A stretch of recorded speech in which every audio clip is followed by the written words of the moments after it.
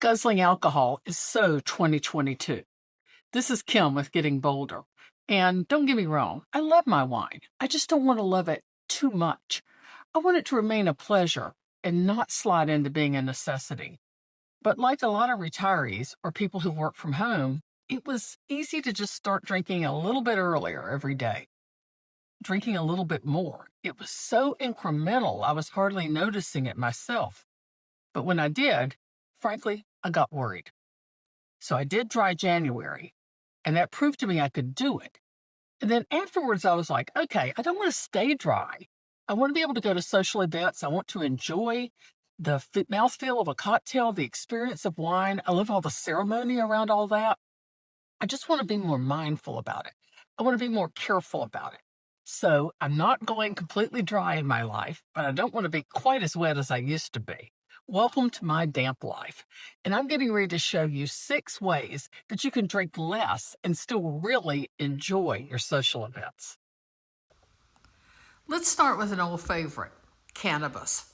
Hey, if it worked for us in the 70s when we were 20, then it should work for us in the 20s when we're 70, right? I wanted to find a way to get a buzz without the booze. THC drinks are all the rage right now. I went in my Total Wine around Christmas, and there was maybe a small segment, like an end cap size, of THC drinks. When I went back a couple of weeks ago, there was an entire aisle of them. This segment of the market is absolutely exploding. But a large part of them look like they're aimed towards really young consumers. The cans are kind of cartoonish looking, and the taste is kind of like a Capri Sun Breaking Bad.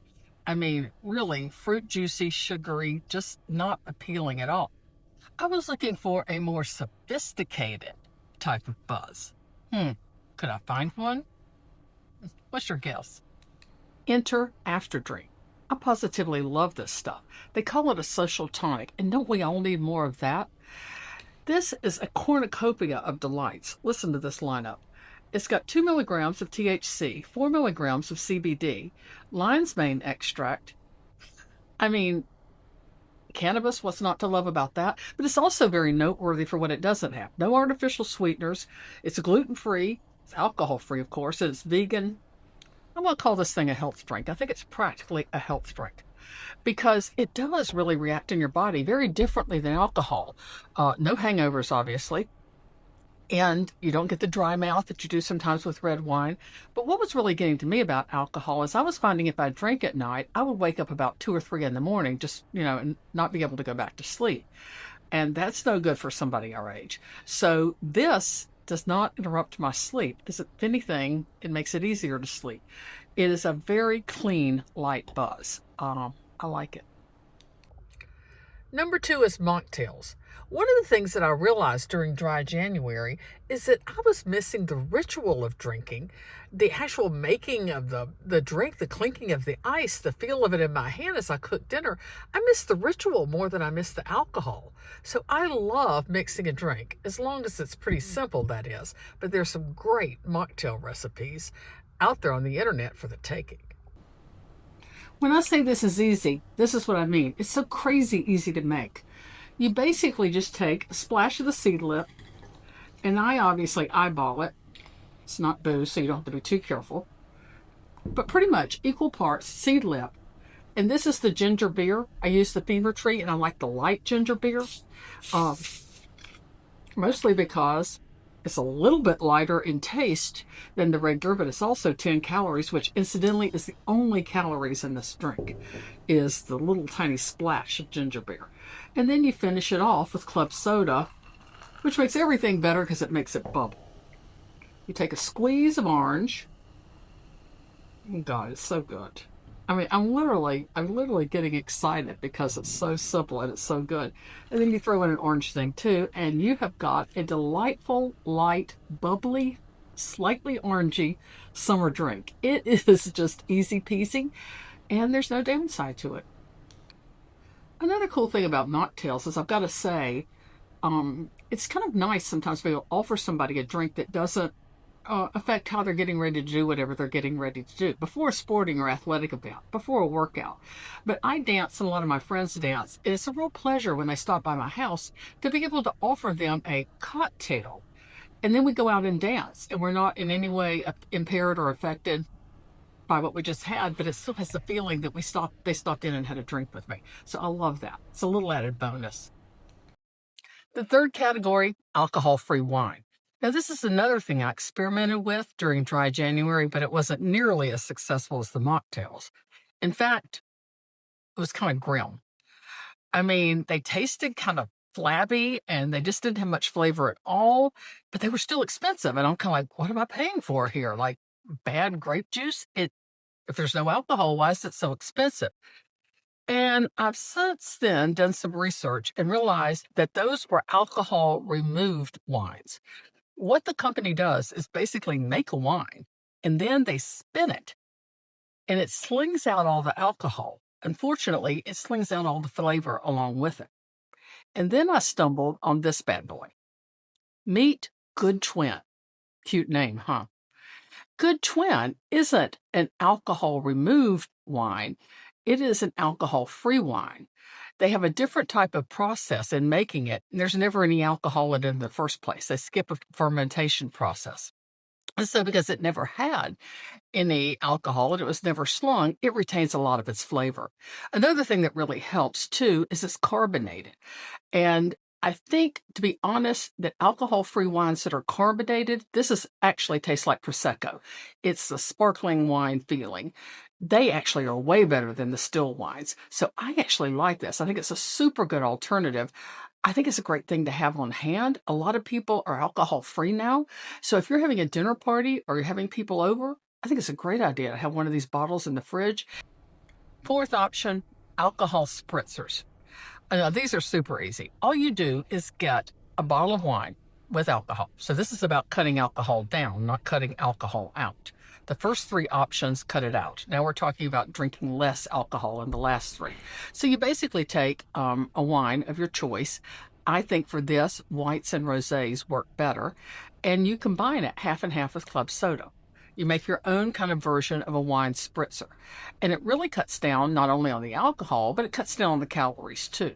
So it is a super fast way. Just use club soda, dilute the wine. It's still, it's going to have that effervescence because of club soda. It still has a really kind of great feeling. And it cuts the wine down, which is the name of the game, right? We're not dry, we're down. Number 5. Now, at this point, you're saying, Kim, sweetie, I like wine. I like my whiskey or my tequila or my beer. And I do not want to dilute it or pretend that it's something else.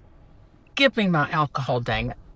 I have 2 more solutions that will just let you drink exactly like you used to, only a little less. And one of them is save your alcohol consumption for when you're out of the house. When you're at a restaurant or you're having dinner at a friend's house, something like that. In other words, don't bring the bottles through your own front door. Because here's what's happening. I have the same rule, frankly, for desserts. I will eat desserts when I'm out or when I'm at somebody else's house, but I don't bring them in the house. Because what do you think would happen if I brought an entire key lime pie into my apartment living alone? I'll go ahead and tell you, this is an open book test. I would eat the entire key lime pie. Not all at once, but incrementally. I would kind of have a fork and I'd dig a little here, dig a little there. Suddenly the key lime pie would be gone. Same thing happens with a bottle of wine. If you have an open bottle in your refrigerator, or there's, a bottle of Jack on the buffet, it's just too easy to keep topping it off. You lose track of how much you're drinking. And I think that's how a lot of people, especially those that live alone or are retired or work from home, so many people got into this during COVID, started that incremental slide into drinking more than they wanted to, because they would come in with the bottles and it just would be too easy to keep topping it off. So one way you can simply control it is not bring it through the door. If you're in a restaurant or you're at a friend's house, that's automatic control. You probably wouldn't sit there and order 4 drinks in a row or finish all your friends' bottles and clink them towards a recycling bin. You'd use a little more restraint inherently. So I think it's a good rule if you want to drink like you used to, just not quite as much. And the 6th thing, go higher quality, lower quantity. This is a little psychological game you can play with yourself. Buy whatever kind of booze you like, be it wine, beer, or liquor, but buy a higher quality product. That automatically will make you put on the brakes a little bit. Now, we all have our Tuesday night wines. We all have our patio pounders. We all have the things that we drink on a day in, day out basis that are at a price point that we're super comfortable with. For me, it's like Sauvignon Blanc, somewhere between $10 and $14 a bottle. And that's a low enough price point. I just keep drinking. But when I buy a $40 bottle of wine, it inherently slows me down. I think I treat the wine and myself when I'm drinking it with a little more respect. I sip, I savor, I don't guzzle. And so, if one of your goals is to drink less, I would say drink better. Really buy things that are special occasion drinks that you appreciate, that you're not, rushing through, that you're really stopping. And it's easier to stop, frankly, with one glass of a $40 one than with one glass of a $10 one. That's it. And I've got links to buy in the comments for After Dream, which you can't find in stores. It's an online product only. And Good Twin, which can be kind of hard to find. Fever Tree, which makes the ginger beer and the club soda. And Sea Lip that makes the non-alcoholic botanicals. All of those are in the comments. And let me say again that I am not an affiliate because someone reached out to me and said, hey, you've never heard of this product, please recommend it. I contacted companies that I was already enjoying their products and asked them if I could be an affiliate. We all know that too much alcohol is not a good thing. So if we can find ways to cut it down and still have just as much pleasure in our life, or hey, maybe even more, that's a good day. This is Kim with Getting Bolder. Enjoy.